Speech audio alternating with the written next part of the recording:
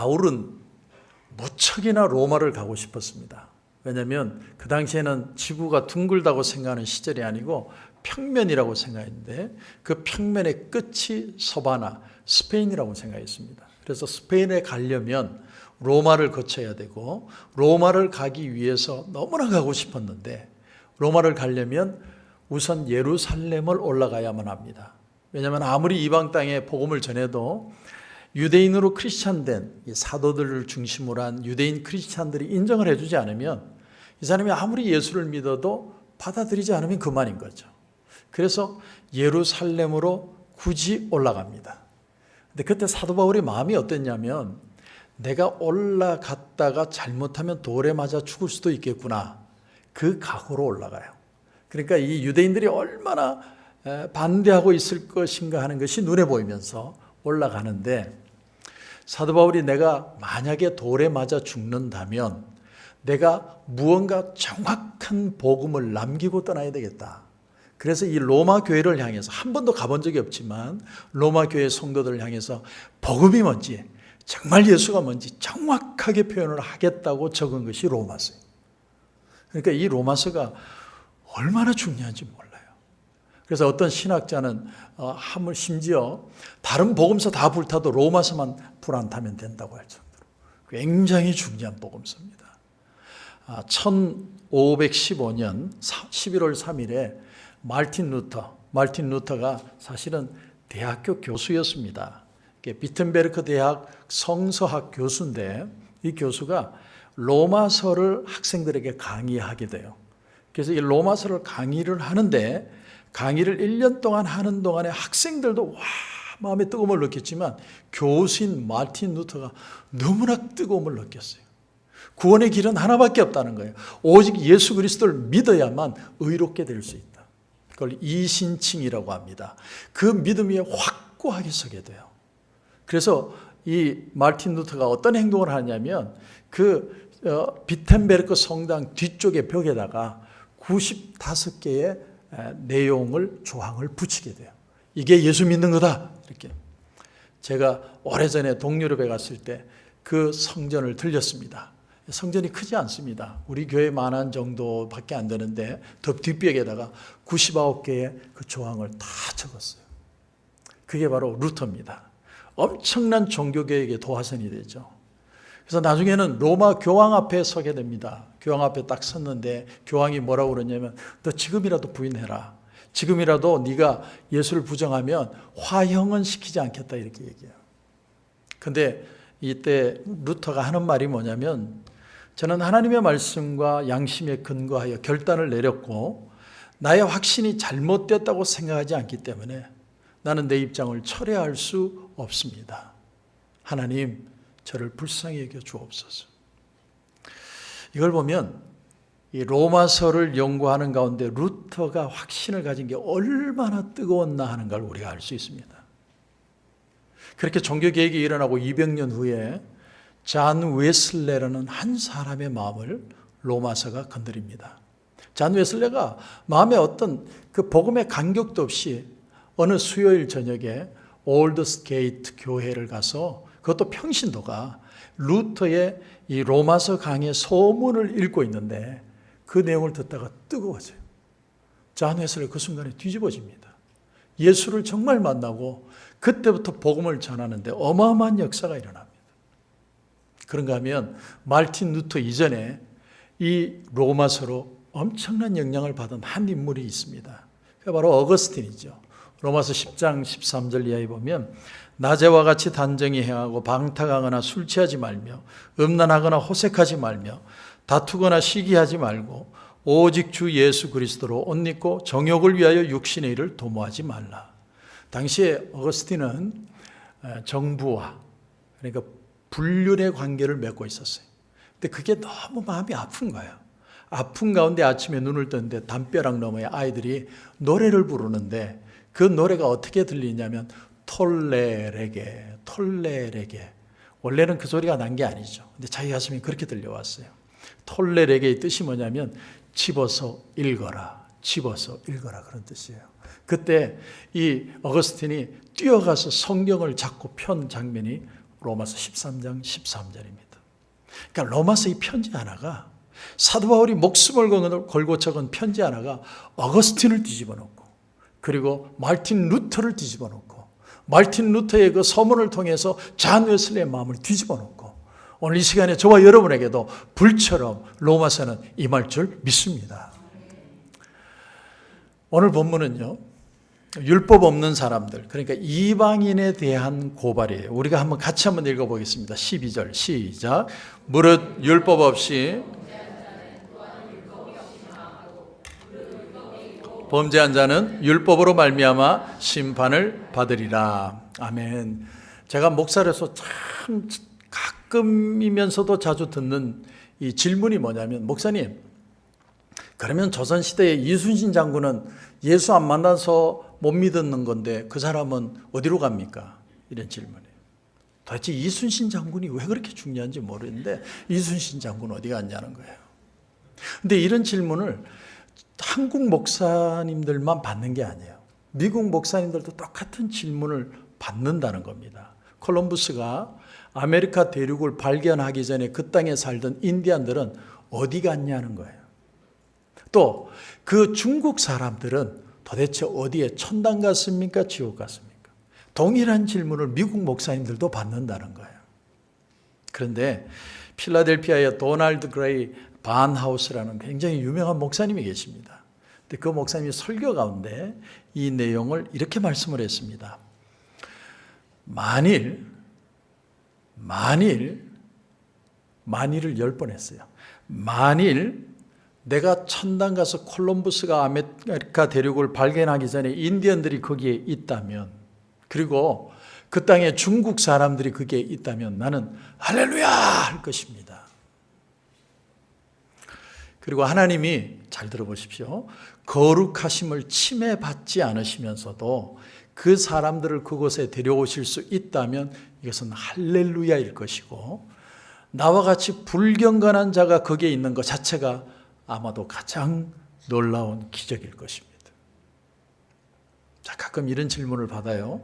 오늘 여러분이 정말 궁금해하는 질문들이 이 속에 있습니다. 우리 아버지는 예수를 안 믿고 세상을 떠났지만 참 착한 분이셨습니다. 목사님, 우리 아버지 어디 가셨을까요? 또는 그분은 예수님 믿으라고 했으면 정말로 분명히 믿을 분이었는데 예수님을 소개받지 못했어요. 우리 아빠는 천국 갔을까요? 지옥 갔을까요? 여기에 대한 답이 오늘 본문이에요. 그러니까 우리가 로마서 하나만 제대로 봐도요, 복음을 정확하게 알 수 있어요. 로마서를 보지 않고 복음을 얘기하는 건 잘못된 거예요. 정확하게 배워야 됩니다. 아니면 엉뚱한 소리를 하게 돼요. 여러분, 복음을 착각하는 것 중에 하나가 뭐냐면, 지성이면 감천이다. 하늘은 스스로 돕는 자를 돕는다. 그래서 내가 열심을 다해 지성을 다해서 열심히 예수 잘 믿으면 하나님이 나를 도와주실 것이다. 정확하게 복음이 아니에요. 그 복음 아니에요. 복음이 뭔 줄 아세요? 오늘 12절 다시 보시면, 무릇 율법 없이 범죄한 자는 또한 율법 없이 망하고 무릇 율법이 있고 범죄한 자는 율법으로 말미암아 심판을 받느니라. 이게 뭐냐면 율법이 없어도 망하고 율법이 있으면 율법이 기준이 돼서 망한대요. 그러니까 율법이 있으나 없으나 망하는 건 똑같은 거예요. 이 말이에요. 자, 가인이 아벨을 돌로 쳐 죽일 때 그때 하나님이 살인하지 말라는 말씀을 주시기 전이었어요. 그런데 가인이 뿔 따고 나서 아벨을, 동생을 돌로 쳐서 죽였습니다. 그때 하나님이 나타나셔서 말씀하세요. 아벨이 어디 있느냐? 그때 이 가인이 한 말이 뭐냐면, 내가 내 동생 지키는 사람입니까? 이렇게 얘기할 때 하나님이 이렇게 대답을 하세요. 이르시되 네가 무엇을 하였느냐? 네 아우의 핏소리가 땅에서부터 내게 호소하느니라. 죄가 죄인지 몰랐다고 죄가 아니냐? 아니라는 거예요. 하나님이 저와 여러분을 만들 때 하나님의 형상으로 만들었기 때문에 우리가 그 하나님의 말씀의 옳음을 깨달을 수 있다는 거예요. 그래서 가인이 아벨을 죽이고 난 뒤에 너무 그 하나님의 말씀을 두고 고통스러워하는 장면이 나옵니다. 자, 좀 더 보시면 오늘 말씀의 25절, 26절을 보니까 이런 말씀이 나옵니다. 네가 율법을 행하면 할례가 유익하나 만일 율법을 범하면 내 할례는 무할례가 되느니라. 그런즉 무할례자가 율법의 규례를 지키면 그 무할례를 할례와 같이 여길 것이 아니냐. 말이 막 꼬이고 이게 원래 헬라 철학 스타일입니다. 자, 율법을 자랑하는 유대인들에게도 동일한 방식이 적혔다는 거예요. 이게 뭐냐면 너희들 할례 받았지. 할례 받아서 자랑하는데 할례 받았어도 율법을 안 지키면 할례 받은 거 아무 소용없어.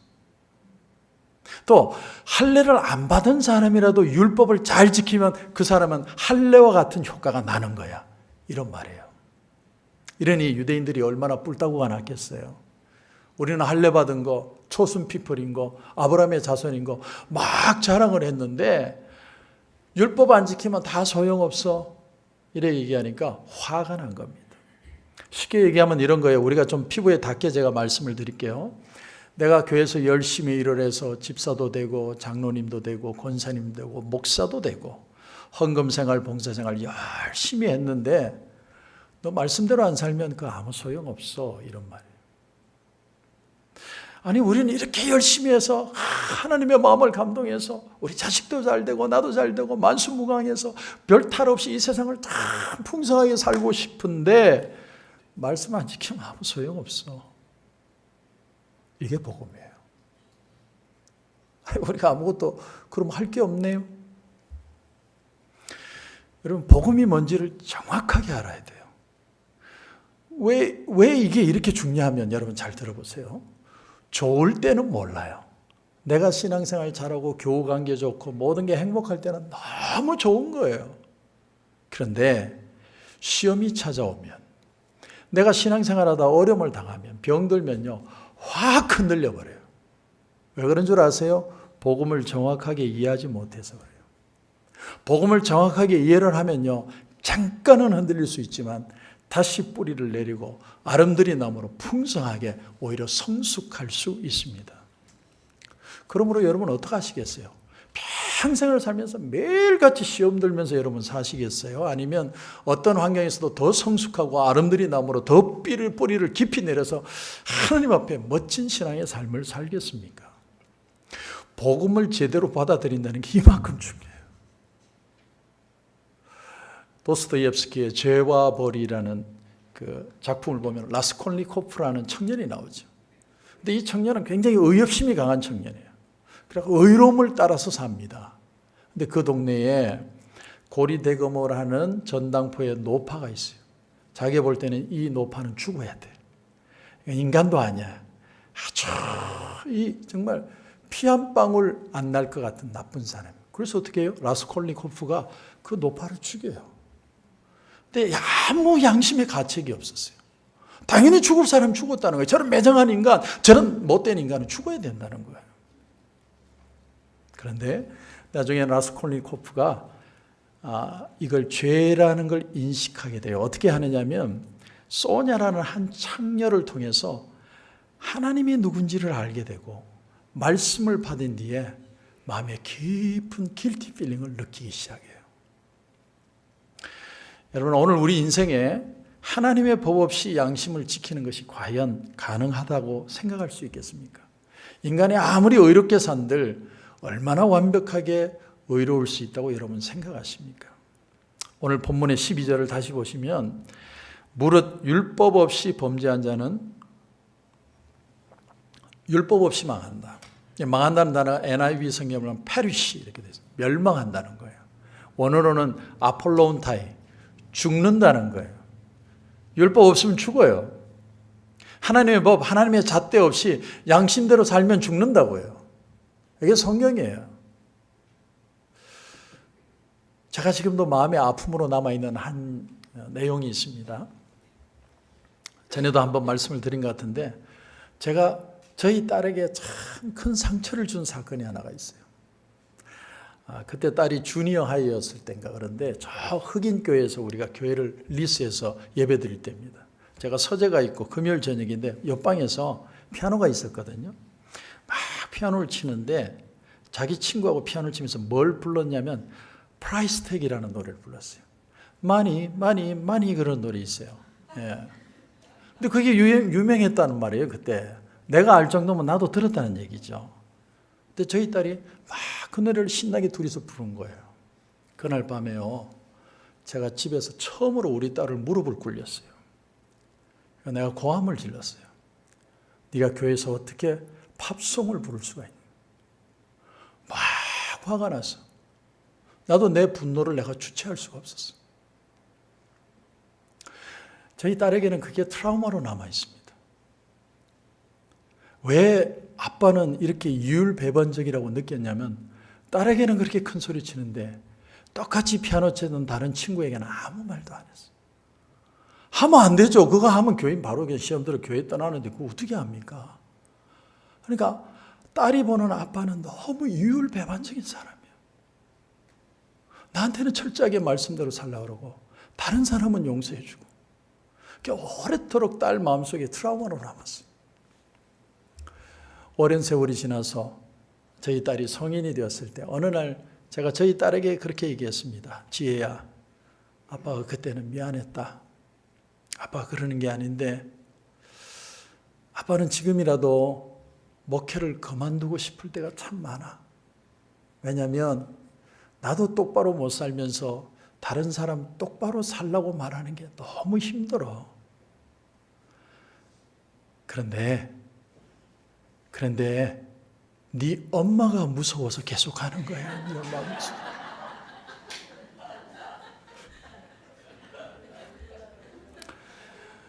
목사의 딸이라는 책이 있습니다.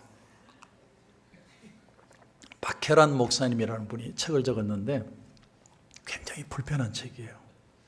특히 목사인 저에게는 너무너무 불편한 책이에요. 이분이 누구냐면 장로 보수계단에서는 정말 뛰어난 인정받는 목사님의 딸이에요. 지금 여러분이 글씨가 보이겠지만 박윤선 목사님이라는 분이에요.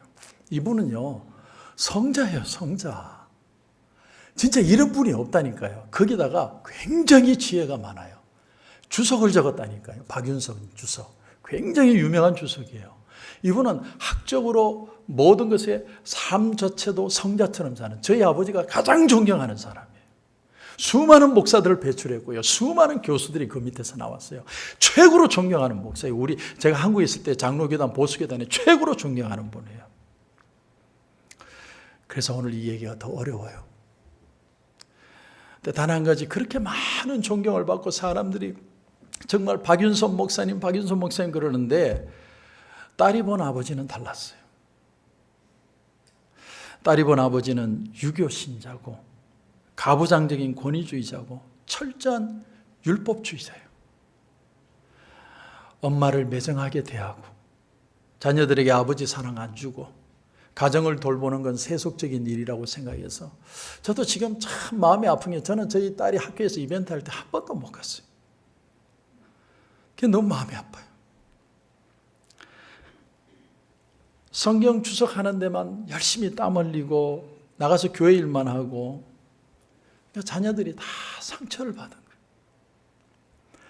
박혜란 목사님이 아버지의 영향으로 하나님이 살아계시고 온 우주 만물을 하나님이 만드셨다는 그 사실은 내가 믿음으로 받아들이는데, 언제나 하나님은 무서운 하나님, 언제나 벌 주시는 하나님, 항상 하나님 내가 죄 지은 게 뭐가 있을까 늘 떨면서 사는 거예요. 그리고 자기 자신도 그렇게 자신을 보지만 다른 사람을 볼 때도 가능성을 보고 장점을 보는 게 아니라 항상 비판적으로, 항상 블레임하고, 저 사람은 저래서 안 되고 저 사람은 저렇게 돼서 안 되고. 돌아보니 아버지를 통해 너무 많은 상처를 받은 거예요. 근데 이 아버지가 이제 돌아가실 때가 다 됐어요. 그래서 이 딸이 형제들을 대표해서 마지막으로 아버지에게 편지를 적었습니다. 정말 진심으로 적었어요. 아버지의 믿음에는 이런 문제가 좀 있는 것 같아요. 아버지, 이건 잘못하신 것 같아요. 아버지 때문에 우리 형제들이 여러 가지 마음의 상처를 많이 받고 제대로 신앙생활을 못했어요. 부탁드리는데 아버지 마지막으로 잘못한 건 잘못했다고 얘기하고 용서한다, 사랑한다, 그 한마디만 해주세요. 근데 딸은 여기 미국에 계시고 아버지는 한국에 계시는데 이 편지를 받자마자 아버지 박윤선 목사님이 바로 막 어렵게 비행기 값을 싹쓸 어디서 구해가지고 비행기 타고 바로 날라왔어요. 바로 날라와서 달려와서 한마디 딱 하고 가셨어요. 회개해라. 회개해라. 성경 구절을 댔습니다. 자기 아버지나 어머니를 저주하는 자는 반드시 죽일지니라. 정말 가슴 아픈 얘기죠.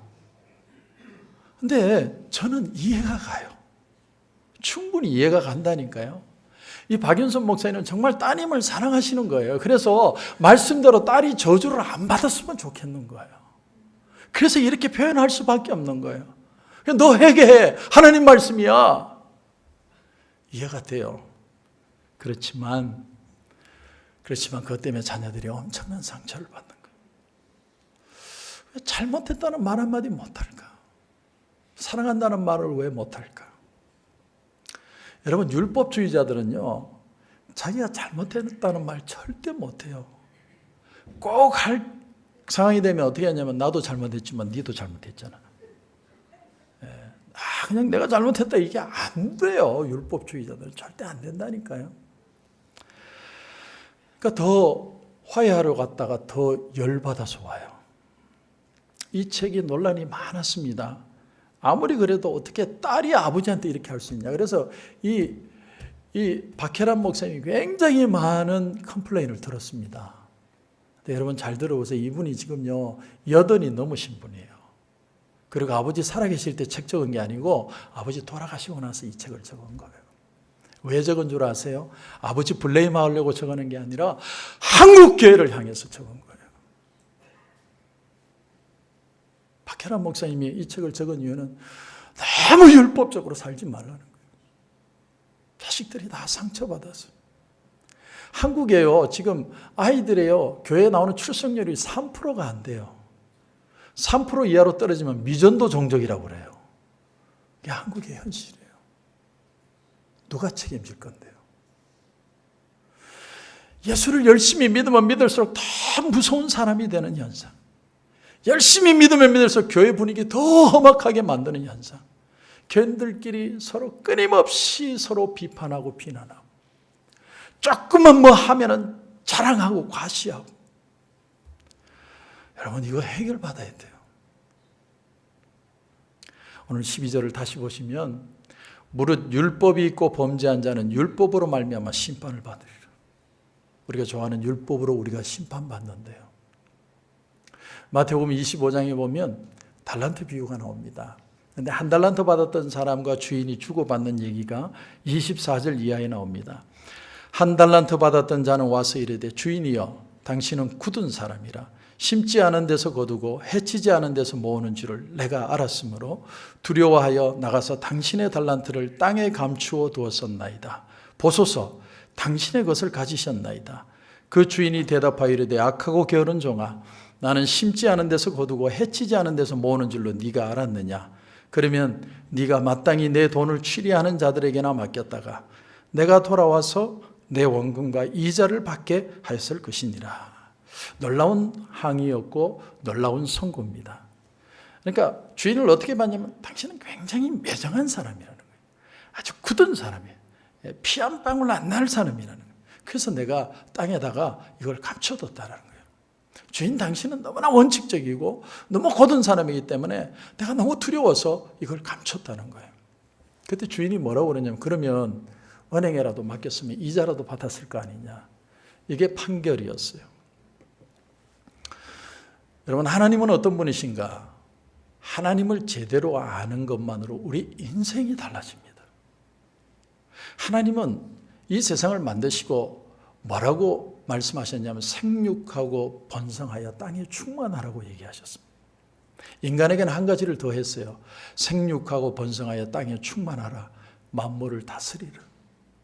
우리는요, 굉장히 놀라운 신분으로 바뀐 사람이에요. 우리는 그냥 죽지 못해 이 세상 살다가 어느 날 바람처럼 사라지는 그런 존재들이 아니에요. 이 달란트 비유의 무서움이 뭐냐면, 인간이라는 존재는 아무것도 아니라는 거예요. 그냥 태어났으니까 내가 지금 점하고 있는 이 자리에서 열심히 살다가 어느 날 바람처럼 사라진 게 인생이네. 아무것도 아닌 거. 그러나 주인이 주고 싶은 얘기는 뭐냐면, 너에게 주신 그 고급한 신분, 너는 하나님의 자녀라는 거야. 내가 너에게 달란트를 줄 때 그냥 줬겠냐? 최고의 것을 준 것이다. 근데 그건 네가 파묻어 버렸다는 거예요. 그게 네 죄다. 오늘 이 로마서 2장은요. 율법을 알든 모르든 다 심판받는데요. 착각하지 마세요. 아무리 착하게 살아도 심판받아요.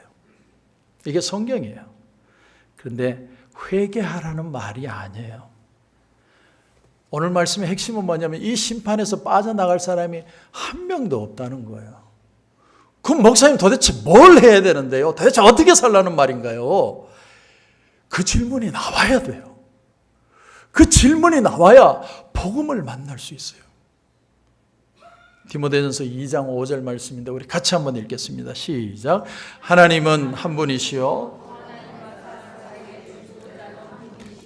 곧 사람이신 그리스도 예수라. 그가 모든 사람을 위하여 자기를 대속물로 주셨으니 기약에 이르러 주신 증거니라. 아멘. 중보라는 말은 다리를 놓는 사람이란 뜻입니다. 하나님과 우리 사이는요, 다리가 끊어져 버렸어요. 죄로 인해서 누구도 하나님 앞에 갈 수도 없고 하나님도 우리에게 오실 수 없어요. 그래서 예수님이 이 땅에 오셔서 십자가를 지시고 다리를 놓으신 거예요. 그 십자가를 진 사건을 구약적으로 해석을 하면 어떻게 되느냐면 하나님 앞에 단번에 죽는 번제물로 자신을 바싹 태워서 하나님 앞에 드렸다는 뜻이에요. 내가 희생하는 게 대속물이에요. 내가 희생했기 때문에 너희들은 내 이름으로 하나님 앞에 나올 수 있고 하나님을 만날 수 있는 존재가 되었다. 이게 복음이에요. 다른 건 아무것도 아니에요. 지성이면 감천인 게 아니에요. 하늘은 스스로 돕는 자를 돕는 게 아니에요. 예수 아니면 누구도 하나님 앞에 못 가요. 김중건 목사님, CCC 총재였던 김중건 목사님, 그분은 평생을 예수에 미쳐서 살았던 사람입니다. 그분의 글 예수 칼럼, 조선일보에 적혔던 예수 칼럼이라는 글의 한 부분을 여러분에게 소개합니다. 골수공산당을 핏속까지 빨갱이라고 말들을 하는데 나는 내 무의식과 꿈속에까지 예수의식화가 된 골수 예수장이고 싶다. 내 많은 꿈속에 예수가 있었다. 40일을 금식할 때도 밥 먹는 꿈보다 예수 꿈을 더 많이 꾸었다. 나의 언어의 대부분이 예수를 설교했고 내가 쓴 수천 통의 편지와 길 가며 쓰고 밥 먹다 쓰고 자다 일어나 쓰는 글들도 예수였고 내 딸들을 위해 써놓은 한 줄 유서도 예수님을 사랑하라는 것이고 내 묘비명도 예수일 것이다.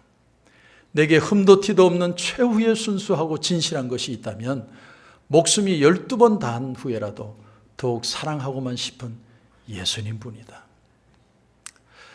예수에 미쳤던 김중건 목사님은 한참 대학생들이 유신철폐 독재타도 60년대 70년대 대학생들 막 데모하고 쓰러져 죽고 뭐 재료탄 날아다닐 그때 새로운 꿈을 젊은이에게 주었습니다. 대학가를 복음화시키고 복음화한 대학가가 나서서 이민족을 복음화시키는 역사. 그래서 전 세계가 기억하는 한 가지 사실이 뭐냐면 엑스폴로 74. 그때 복음을 중심으로 모였을 때 하루에 50만에서 70만 명이 모였어요. 그들이 부르짖었어요. 이 민족을 예수 만나게 해주십시오. 온 민족이 그렇게 부르짖어 기도했어요. 그래서 우리나라의 기독교가 자리를 잡은 겁니다. 여러분, 말씀을 정리합니다. 우리가 다시 바라봐야 할 것은 예수님밖에 없어요. 백목사도 볼 필요 없어요. 누가 완벽해요? 누가 내가 거룩하다고 얘기할 수 있습니까? 그분만 충보자고 예수님만이 길이고 인간이 아무리 노력하고 애쓰고 수고해도 우리의 가치가 아닙니다. 율법자이든 아니든 상관없습니다. 내가 착하냐 성실하냐 상관없습니다. 어차피 인간은 방법이 없습니다. 예수만 방법입니다. 이 은혜 안에서 복음으로 승리하시길 주님의 이름으로 축원합니다. 기도하겠습니다.